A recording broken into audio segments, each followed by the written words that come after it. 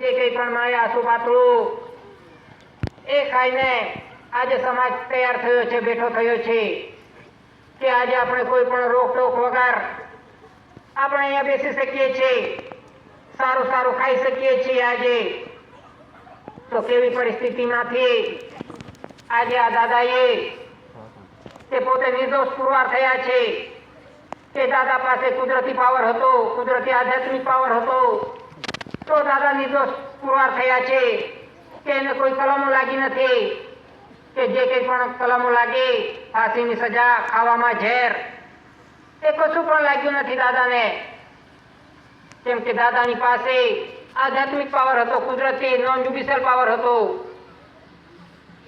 તો એ રીતે દાદા પોતે નિર્દોષ પુરવાર થયા છે અને આ સમાજને આજે નિર્દોષ કર્યા છે। તો એવી પરિસ્થિતિમાંથી આજે આપણે બેસી શકીએ છીએ અહીંયા સારી રીતે। તો એવી પરિસ્થિતિ હતી કે દાદાને કેટલી વખત જેલોમાં રાખવામાં આવ્યા હતા, 18 વખત જેલોમાં રાખવામાં આવ્યા હતા।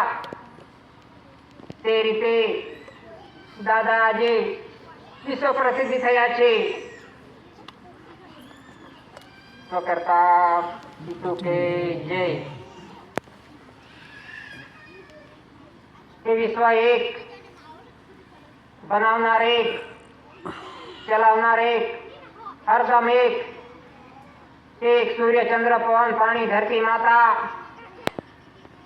કે એના થકી આખા વિશ્વનો વ્યવહાર ચાલે છે, આખા સૃષ્ટિ જગતનો વ્યવહાર ચાલે છે।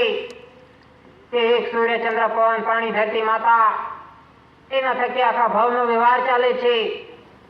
તો સર્જનહાર પિતાએ કોઈની સાથે ભેદભાવ નથી કર્યા, કે સર્જનહાર પિતાના બધા જીવો એક છે, કે કોઈ સાથે ભેદભાવ નથી કર્યો સર્જનહાર પિતાએ, કે આ મારો જીવ છે, એને પ્રકાશ આપું, એને હવા આપું, એને પાણી આપું, એને ધાન્ય કણી આપું। સર્જનહાર પિતાએ બધા જીવોને એક સમાન આધાર આપ્યો છે, કે સર્જનહાર પિતાએ કોઈની સાથે ભેદભાવ કર્યો નથી, કે સર્જનહાર પિતાના બધા જીવો એક છે। તો ભેદભાવ ક્યાં થયો, કોણે કર્યો?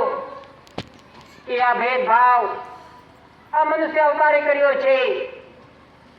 કે આજે જે કંઈ પણ ભેદભાવ દેખાય છે એ મનુષ્ય બનાવેલા ભેદભાવ છે। કે આપણે કોઈ ધર્મની ટીકા કરતા નથી, નિંદા નથી કરતા, પણ આજે જે કંઈ પણ ભેદભાવ દેખાય છે એ ધર્મ કારણ અને રાજનીતિના ભેદભાવ દેખાય છે। એ સર્જનહાર પિતાએ સાથે લઈને ન મોકલ્યા હતા કે તું આ ધર્મ લઈ જા, તું સારા વાળા બનાવ। આજે કેટલા ધર્મ બની ગયા છે ધરતી માતા પર, એના ભેદભાવ ચાલે છે, એના ઝઘડાઓ ચાલે છે। એ સર્જનહાર પિતાએ સાથે લઈને ન મોકલ્યા હતા, એ તો મનુષ્ય અવતાર ધરતી માતા પર આવીને બધા શોધી કાઢ્યું છે કે આ મારો ધર્મ, આ મારો ધર્મ। તો એના લડાઈ ઝઘડા છે આજે વિશ્વની અંદર। આ કુદરતી વ્યવહારમાં, નોન જ્યુડિશિયલ વ્યવહારમાં કશું પણ જાતનો લડાઈ ઝઘડો આવતો નથી। આ કુદરતી વ્યવહાર છે નોન જ્યુડિશિયલ, એ સર્વજીવોના એક આધાર છે। તો આજે જે કંઈ પણ લડાઈ ઝઘડા થઈ રહ્યા છે એ જ્યુડિશિયલી છે, કે માનવ સર્જિત, એ મનુષ્ય બનાવેલા છે। આ કુદરતી વ્યવહારમાં, નોન જ્યુડિશિયલ વ્યવહારમાં કોઈ પણ જાતનો લડાઈ ઝઘડો આવતો નથી। તો આપણે નોન જ્યુડિશિયલ વ્યવહારના આધારે જીવીશું તો આપણે ઘરની અંદર કશું પણ જાતનો લડાઈ ઝઘડો આવશે નહીં। આ શાંતિનો વ્યવહાર છે, કુદરતી વ્યવહાર છે, એ સર્વજીવોને એક આધાર આપ્યો છે। તો એ રીતે આપણે આ લડાઈ ઝઘડામાં પડવાનું નથી। આપણે શાંતિના રાહે, આપણે કુદરતી બંધારણના આધારે, નોન જ્યુડિશિયલ વ્યવહારના આધારે આપણે ચાલીશું તો કોઈ પણ દિવસે આ લડાઈ ઝઘડા આવશે નહીં। જે કંઈ પણ લડાઈ ઝઘડા છે એ મનુષ્ય બનાવેલા છે, ધર્મ કારણ અને રાજનીતિના ઝઘડાઓ છે। આખું વિશ્વ આજે એના લડાઈ ઝઘડામાં પડ્યું છે। તો એ રીતે આપણે નોન જ્યુડિશિયલ કુદરતી વ્યવહારના આધારે ચાલીશું તો કશું પણ જાતનો લડાઈ ઝઘડો આવશે નહીં. આ શાંતિનો વ્યવહાર છે કુદરતી. તો એ રીતે આજે વિશ્વની અંદર બે જ પ્રકારની ધાન્ય કણી દેખાય છે કે એક શ્વાસ બિંદુની કણી અને એક પવન પાણીની કણી. કે પવન પાણીની કણી કે આપણે ધરતી માતા પર સાફ સૂફી કરીએ છીએ, ખેડીએ છીએ અને ધાણી કણી આપણે ઓળીએ છીએ, વાવીએ છીએ. તો આપણે ધરતી માતા પર ધાન્ય કણી ઓરી દઈએ છીએ, વાવી દઈએ છીએ સાફ સૂફી કરીને ખેતર. તો આ ધાન્ય કણી એમને એમ બીજ અંકુરિત થઈ જતી નથી કે જ્યાં સુધી પવન પાણીનું મિલન ના થાય ત્યાં સુધી આ ધાન્ય કણી અંકુરિત થશે નહીં. તે રીતે ધરતી માતા પર વરસાદ આવશે, પાણી પવન પાણીનું મિલન થશે તો આ ધાન્ય કણી અંકુરિત થશે અને અંકુરિત થશે અને ધીરે ધીરે મોટી થશે અને પરિપક્વ થશે અને ધાન્ય કણી આપણે કાપી લઈ લઈશું. તો આ ધાન્ય કણી થકી આપણા ઘરનો વ્યવહાર ચાલે છે, ઘરનો ચાલે છે, ગામનો ચાલે છે, દેશનો ચાલે છે અને વિશ્વનો વ્યવહાર ચાલે છે આ ધાન્ય કણી થકી.